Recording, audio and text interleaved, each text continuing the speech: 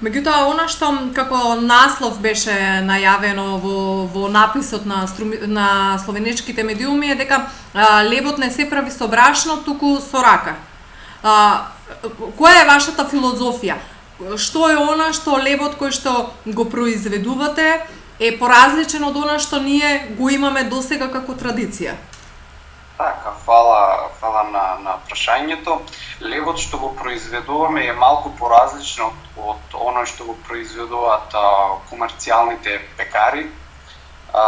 Ние правиме леб без квасец, без комерцијален квасец, како што старите го познаваат тој процес на ферментација или како што се нарекува маја.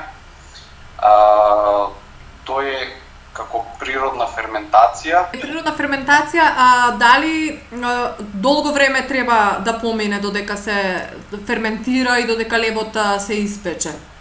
Мајата уствари е една проста мешаница меѓу брашно и вода, кои природните квасоки се хранат со таа мешаница.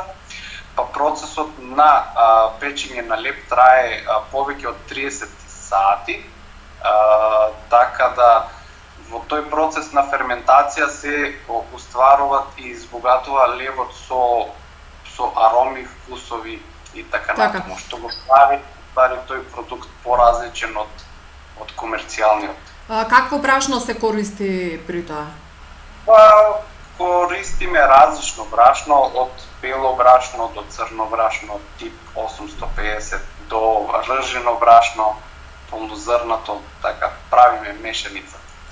Лесно ли е клиентите, муштериите да го препознаат овој бесквасен леб како подобар по здравието и похранлив? Дали лесно го прифаќаат и има побарувачка за него? Право да кажам дека овде клиентите многу позитивно го примаат тоа, тој како нов продукт. Сите кога го пробаа лебот, уствари се спомна на старите времиња кои што нивните предци, баби и дедовци го правеле тоа. И овде во Словенија е тренд да се јаде здраво, да се јаде поздрава храна. Така да можам да кажам дека позитивно го прима тоа.